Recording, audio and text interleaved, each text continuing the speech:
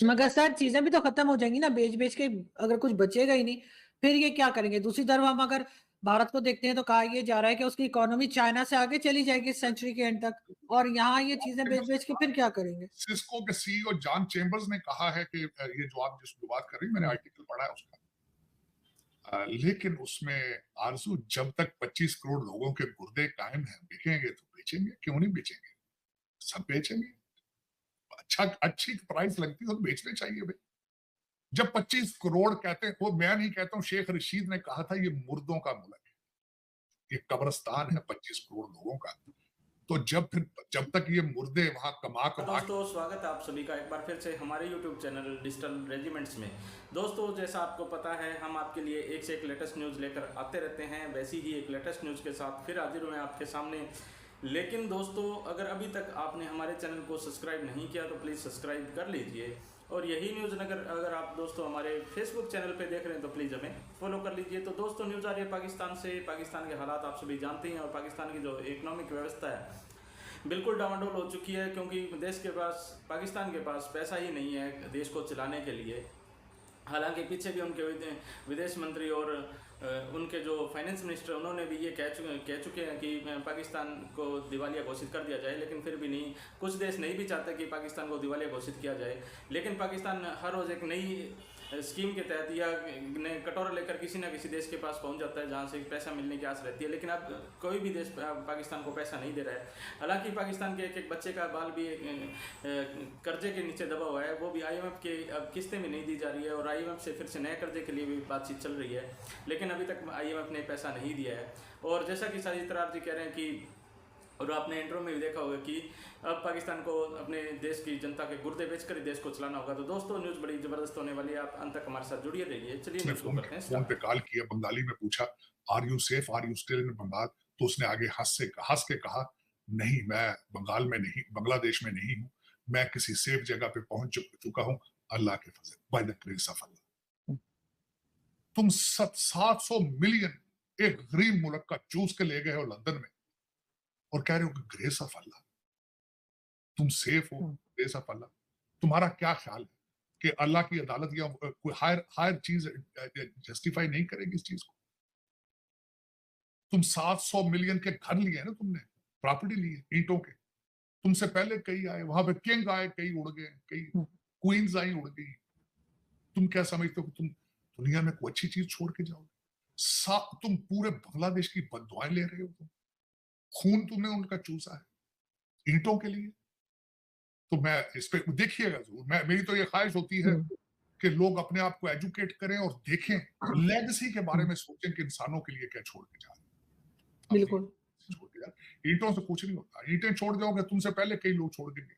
आरज़ू मुझसे आज से 25 साल पहले, 20 साल पहले मैं अपनी बच्ची के एडमिशन के लिए गया। वो बच्ची खासकर उसने मुझे, she is a matter of my pride, उसने 28 साल की एज में PhD की है सिस्टम्स इंजीनियरिंग में। उस बच्ची को जब मैंने 5वें ग्रेड में दाखिले के लिए एक स्कूल में गया, तो उसने मुझे सवाल किया था, प्रिंसिपल हेड मिस्ट्रेस ने, उसने कहा how would you like to see your daughter after 15 years?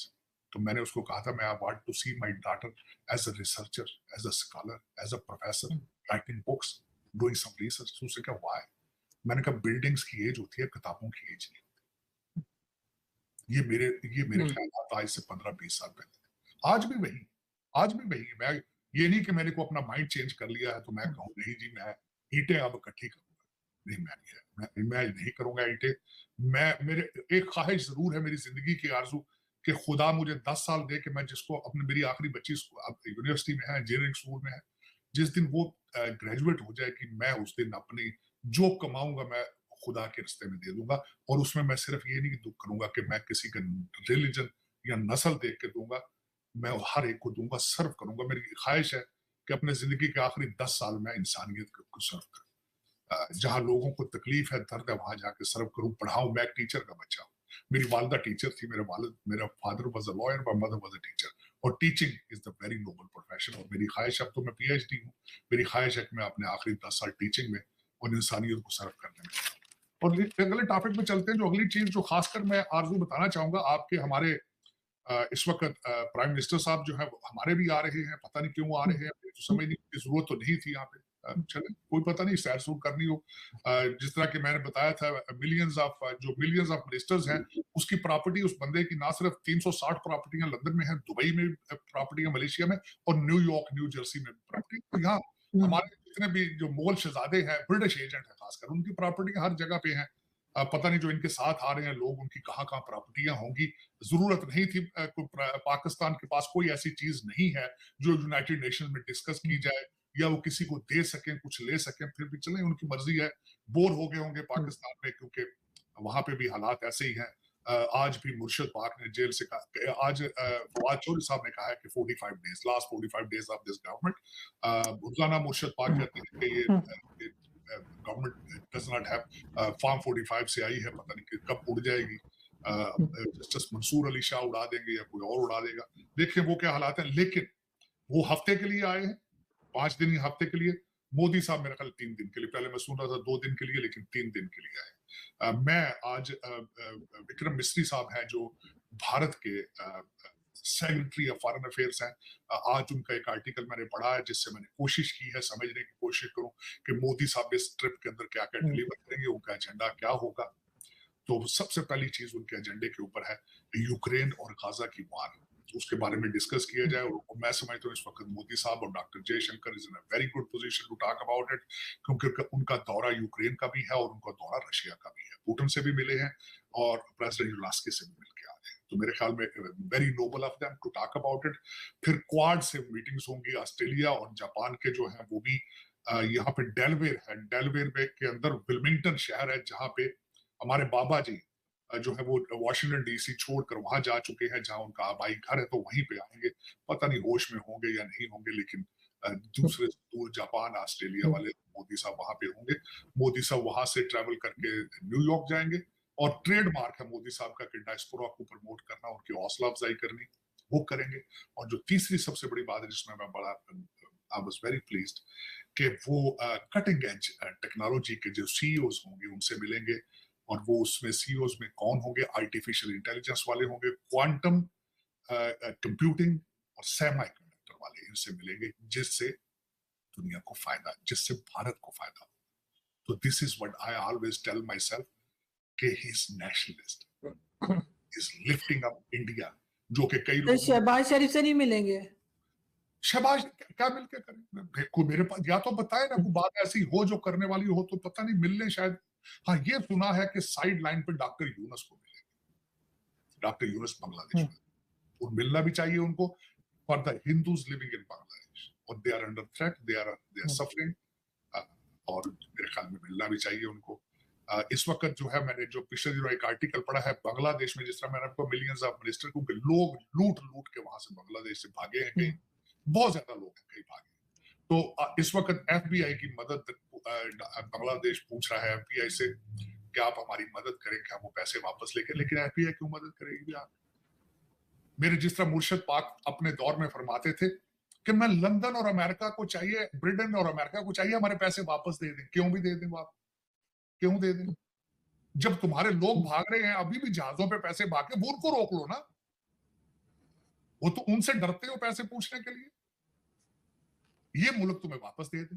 हाँ, दिए थे उसने, दिए थे ना, उसके मलिक रियाज के पैसे दिए थे, तो क्या किया था भाई तुमने? तो घूम फिर के फिर दे दिए थे वापस। आरजू बंद लिफाफों में अंगूठे लगवाए थे। मुर्शिद है ना, अय्या का नाबुदु व अय्या का नस्ताईन है। देते हैं लंदन वाले पैसे, ब्रिटेन दिए थे उसने पैसे, मिलियंस ऑफ डॉलर। तो आपने अलकादर यूनिवर्सिटी बना ली थी ना मुर्शिद पाक। चल, फिर बदनसीबी है, डीएनए इस तरह का हो तो फिर लोग ऐसे ही करते हैं। मैं इसमें इनका किसी का कोई कसूर नहीं है, कोई कसूर। कनाडा का पीआर बड़े मुश्किल से बच्चों को मिलता है। यहाँ पे क्या है, गर्मी में कहाँ बच्चे रहेंगे? यहाँ पे कनाडा में रहे, कैलगरी में रहे बच्चे। तो फिर बेचो मुल्क भाई, बेचो। बिक रहा है तो बेचो, बेच रहे हो तो बेचो, गवादर बेचो, कभी कुछ बेचो, कभी बेचो, जहां से। मगर सर चीजें भी तो खत्म हो जाएंगी ना, बेच बेच के अगर कुछ बचेगा ही नहीं, फिर ये क्या करेंगे? दूसरी तरफ हम अगर भारत को देखते हैं तो कहा ये जा रहा है कि उसकी इकोनॉमी चाइना से आगे चली जाएगी इस सेंचुरी के एंड तक, और यहाँ ये चीजें बेच बेच के फिर क्या करेंगे? सिस्को के सीईओ जॉन चेम्बर्स ने कहा है कि ये जो आप जिस बात कर रही, मैंने आर्टिकल पढ़ा है उसका, लेकिन उसमें आरज़ू जब तक 25 करोड़ लोगों के गुर्दे कायम हैं, बिकेंगे तो बेचेंगे, क्यों नहीं बेचेंगे? सब बेचेंगे। अच्छी प्राइस लगती है तो बेचने चाहिए भाई। जब 25 करोड़ कहते हैं, वो मैं नहीं कहता हूँ, शेख रशीद ने कहा था ये मुर्दों का मुल्क है, ये कब्रिस्तान है 25 करोड़ लोगों का। तो जब तक ये मुर्दे वहां कमा कमा के देंगे, बिकेगा तो बेचेंगे, क्यों नहीं बेचेंगे? देखें, इस वक्त मुझे ये बताया, आपके सुप्रीम कोर्ट के हालात हैं किसी को बताने वाले? किस तरीके से वो सारे के सारे पीटीआई की अदालतें हैं, पीटीआई की फौज है। अगले दिन वो चीखे पेशावर के अंदर वो आपके आर्मी वाले, उन्होंने कहा सियासी फौज। इस वक्त आपके पीटीआई की जजें हैं, पीटीआई की, इमरान खान की अदालतें, इमरान खान की फौजें हैं, और उसके पास क्या है? कुछ भी नहीं। मैंने अगले दिन किसी एक लीडर उनसे पूछा, तहरीक इंसाफ के एक लीडर से, दोस्तों देखा आपने कि पाकिस्तान के हालात क्या चल रहे हैं, और हालात ऐसे ही चलते रहेंगे, क्योंकि देश के पाकिस्तान के पास में कोई ऐसी चीज़ नहीं है जो वो एक्सपोर्ट करते हो, या कुछ कहाँ से पैसा आने का उनके पास कोई सोर्स हो।